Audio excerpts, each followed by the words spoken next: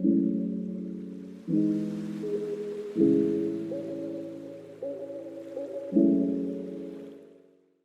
Olive. Welcome to the podcast. Hi, Dr. Jana. Thank you for having me here. So tell everybody who's listening or watching, what do you do? What is your life's passion? Yeah, so I am currently a mobile massage therapist here in San Diego. My life's passion really is to help women feel empowered within themselves, especially after the pandemic, right? It's making sure that they feel safe within their body to just show up as who they are, especially with just what we've gone through, and just really show up as authentically them. So talk about that, because that's one of the things that, on top of loving you, and you were at the mental health fair with us, and you're one of like our posse. One of the things I love about you is that you have very prominently on your website that you're a safe space for everyone, for body positivity and like be showing up as you are.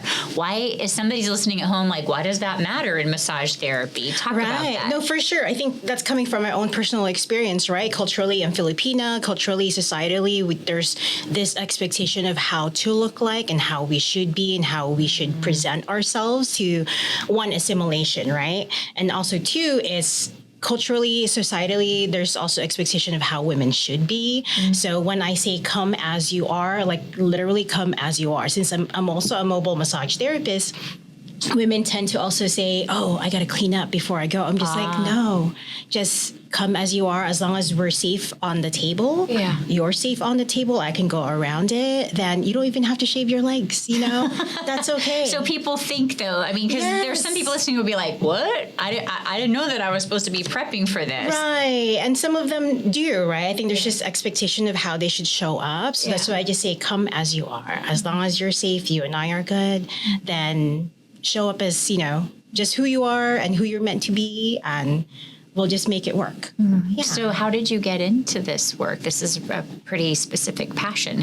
What was your journey to get to this? It took a while. So I'm a Filipina immigrant, moved here when I was 10. I've always kind of known I wanted to help others, but you know, I was pre-nursing, which is kind of a typical Filipino thing, right? But at the end of it, fortunately, my parents were very supportive, and for them to just say, just find your passion, whatever that looks like, right? And of course, there's the adulting portion of making sure that you have insurance, that you have coverage. And so I found myself in the corporate space of workers' comp insurance for 11 and a half years. But I've always told my spouse, I'm not going to be here forever. But, you know, 11 and a half years later, I'm like, okay, like it's been too long. There's been so many shifts. I loved it at one point because it was women-led and I felt very supported in the space. But as with any company and corporation, it changes throughout time. So eventually I knew I was going to get back into serving others, and I didn't know what that looked like then, you know. So I went into, part of my work is also holistic and spiritual. So I had the spiritual awakening, or kind of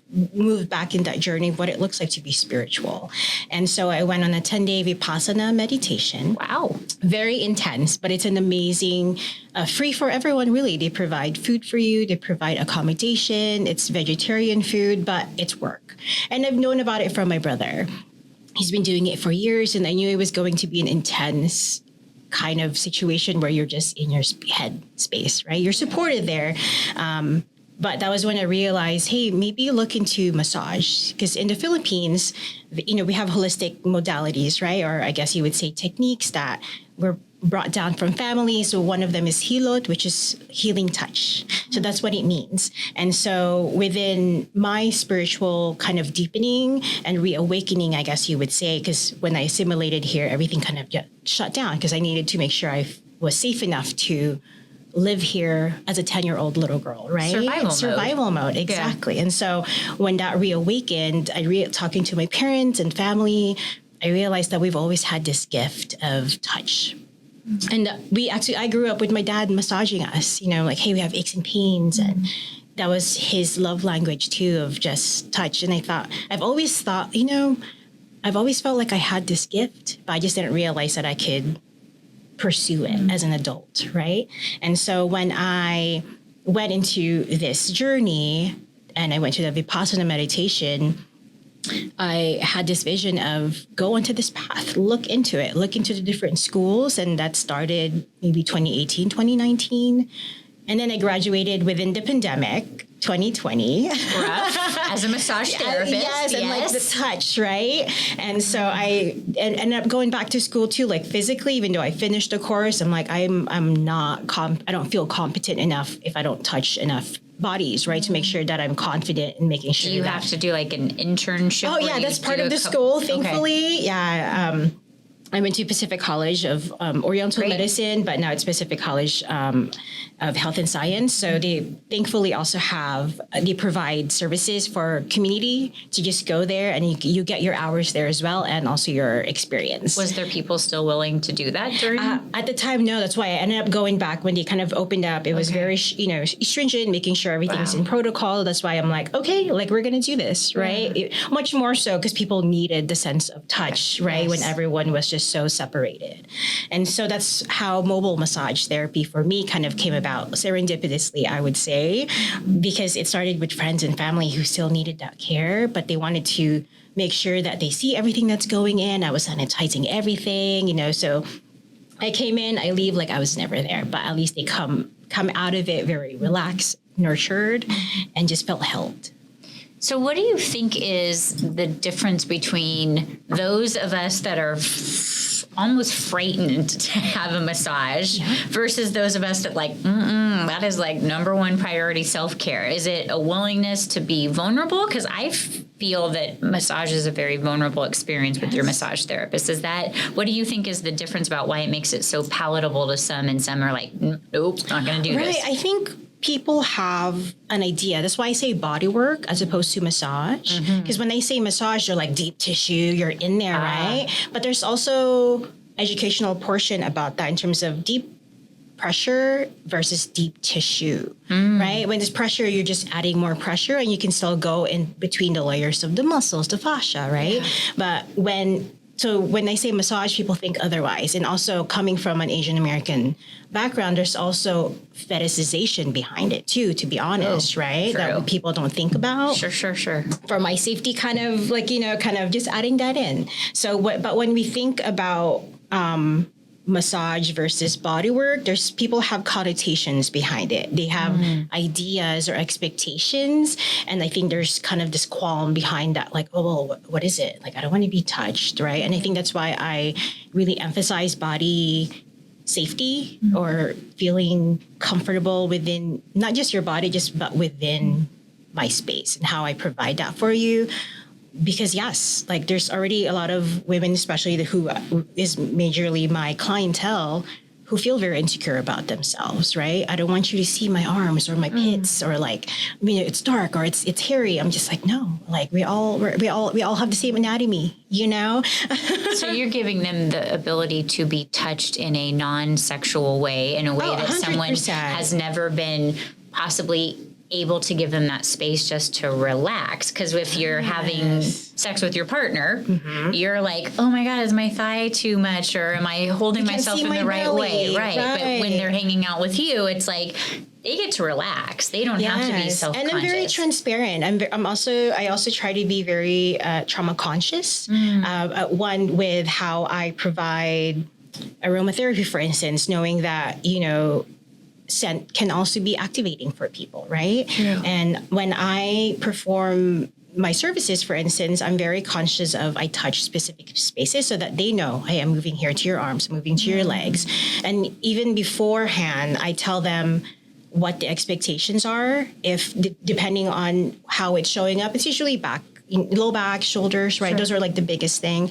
But I also do abdominal work, and a lot of people are like, oh, I've never done abdominal work. So I kind of walk them through it and tell them what to expect, right? So I always ask for permission first, not just in written intake form consent, but also verbally. And I'm going to say, checking in. I say, hey, I'm going to go on your chest now, your pecs. Is that okay? I'm going to work on your abdominals, okay? And then I either see a verbal like yes, or I see cues. And then so that's kind of just how I hold space to make sure that they're comfortable and that, there's no like surprises in terms of like, oh, you're here now. I'm in your glutes, so those are very vulnerable areas for people. So that's for kind of someone who's not had a massage before, should they have sort of figured out what are their boundaries around what they want to what areas they want touched or not? Oh, for sure. And that's in my intake form, right? Okay. And I ask, are abdominals okay? Glutes okay? Are the pecs okay?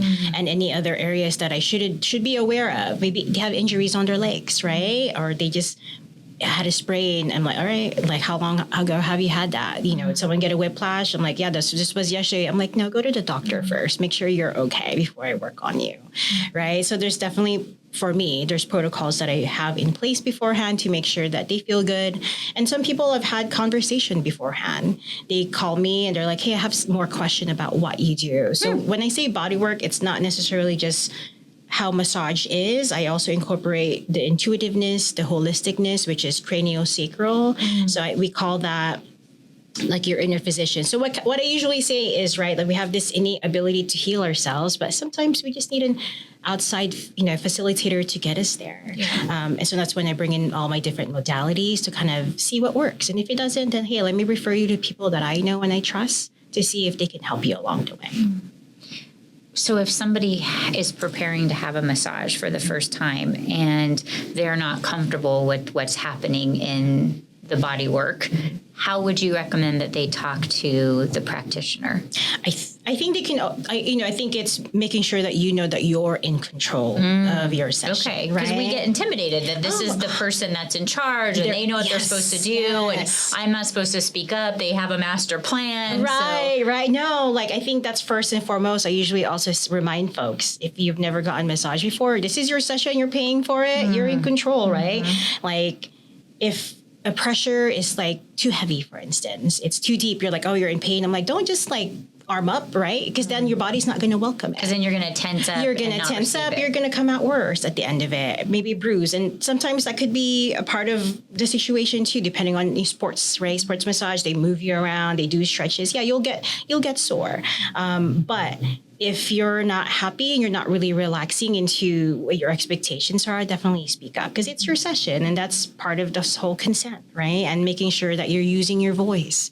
And that's always the hardest thing for women. It's how can you use your voice in a way that making sure that you're heard? I think that from my experience, the practitioner that I see, we have developed a relationship so that she knows my body and like knows the areas that are like, oh, look, there you've had some stress this week, right? And I think that that's a really important relationship for us women to have is to have someone else that understands a woman's body. I mean, you can see a male, whatever, but like there is something very healing about having that space to have that gentle touch and to be reminded that your body is sacred. It's not just there to service other people. It's there to hold you and to give you strength and to give you the opportunity to have some rest and relaxation and let someone hold you and care for you. And you deserve it too, right? I think for us, it's, for me on a personal level, it's always easier to give to others.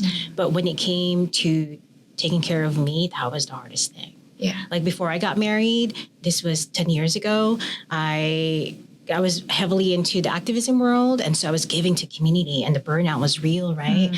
But when we got engaged around that time, the first question was, what the heck do I really want? I don't even know. And then throughout that time, I've eventually developed that, relationship with myself. But if we've given so much to others to kind of not know what your needs are, then that could be, a red flag in terms of like, maybe I should really start paying attention to me more. How do you suggest to your clients or to anyone else that they give themselves permission to do this kind of self-care? Because it's sometimes like, no, I need to take care of the rest of the family. I must be, the giver and sacrificer. And you're providing a service that's like, nope, we need to think about you for a minute. And sometimes it might be hard for someone to give themselves permission. What would you say to them? I think it starts within, right? It starts with realizing that giving to yourself is not selfish. It never is. And it's cliche, but it's one of those things where how can you give an empty cup when you're really running on low? Because that just means everything else is going to feel like everything else is going to fall apart within your life and you're just holding on to your thread. So how can we prevent getting there? So yes, I've seen people where they are at their wits' ends, right? But how can we get there in a space for you where you're not at your wits' ends and you're not holding to your thread, but saying, hey, I'm just here for maintenance to make sure that I'm filling my cup as well as I'm filling others. And at the end of it, if we can also serve from an overflow within ourselves, if that's the ideal, right? When we're like, yes, I'm so good, I have this overflow, now I have more capacity to do other things in life, then that's great. But I think it really starts with self-awareness. Self-aware enough to know what your needs are. And it can be as simple as checking in with yourself, doing a body scan, maybe in the morning or halfway in your day, and you're like, I'm feeling a little funky today. Let me take a pause real quick, maybe step outside, do your box breathing, right? 4 counts in, hold it for 2, 4 counts out, hold it for 2. And maybe a breath can help you realize what your needs are. And then it can simply start from breath. It doesn't have to be big, right? Because people think about massage as a luxury thing. I'm like, no, it doesn't have to be. It can be a maintenance thing in your life to kind of help you move through. Yeah. You got to invest in yourself so you can give something back. 100%. Okay. So I've invested in myself, getting some body work. Let's switch to my favorite topic, talking about couples. Okay. How do couples body work? What does that entail for someone who's never had that before? And they're like, what is she talking about? What's going to happen? What does it look like? Yeah. So for me, what I've done for couples, since I'm a single practitioner, I've done them back to back. So I think at the end of it, they just come out really relaxed. But when it comes down to, I would say couples, they can even simply like touch. Touch is so important, right? And they can simply just even the act of just facing each other and maybe just like holding each other's knees if and then just looking into each other's eyes. It can be as simple as that, right? And kind of having that intimacy in terms of like, hey, I'm connecting to you, I'm touching you, and then maybe move forward from there in terms of, you know, like personal massages. Start with the shoulder. Shoulders are always a big thing, you know? So then there's that creating of intimacy and also being able to communicate with each other what your needs are and say, hey, like, okay, maybe do it a little more here, add a little more pressure, you know? And then I think that creates more of that connection within each other and just the intimacy altogether. I think what I'm hearing you say is it would be valuable to apply some of the techniques that you use, which is, does that feel okay? Do I like that? Yes. Is that pressure okay for you? Can I, enter that space with you? There is a lot of times this assumption that, I have to like give in to what my partner wants to do, or I have to not think of myself or get into my head about performance versus like really getting into my body. And so couples massage is a intimacy that feels, maybe if a couple hasn't connected for a while, it's a little safer. Yes. Right. I think that's a really great way to think about it, right? It's like, hey, let's reconnect. Let's go get massages together. Even if you're just in the same room together and you're getting body work together, I feel energetically there's just the intention of like, we're going to relax together in this space. So it doesn't even have to be physical touch, but if you're just in the same space, I think energetically there's already that, connection between the two of you that you can start with. And then maybe that would hopefully ignite this connection of like, let's try this at home. What does it look like to touch your hands, touch your feet even, and let's connect in that way. Beautiful. So I took something off your website. This is a quote that I loved, so I want you to talk about it. So you said, I believe that love needs to start from within. Wellness means health is wealth. It takes courage to pursue the unknown and also admit you are wrong. Growth can come from lessons and the willingness to face your fears.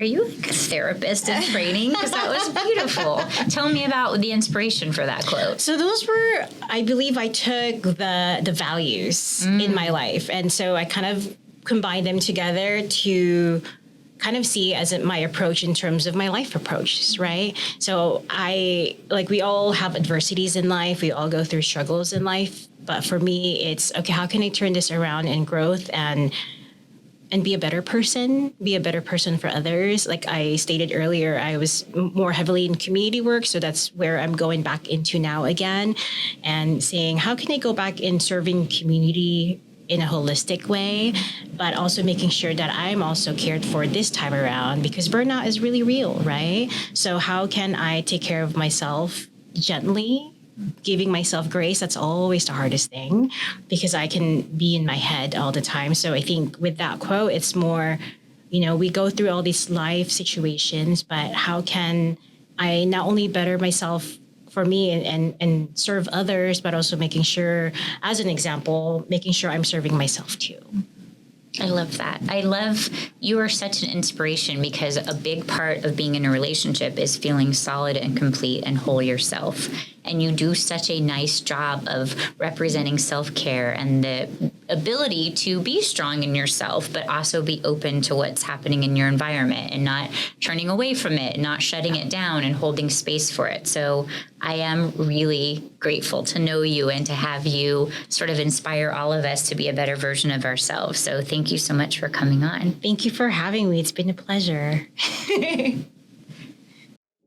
Thanks for tuning into the D Spot. Find me, Dr. Dana McNeil, and my guests on social media using the links down below. Subscribe for new episodes and leave a comment letting us know how and if you can relate or what topics you'd like us to cover next. See you next time, and don't forget, going to therapy is cool.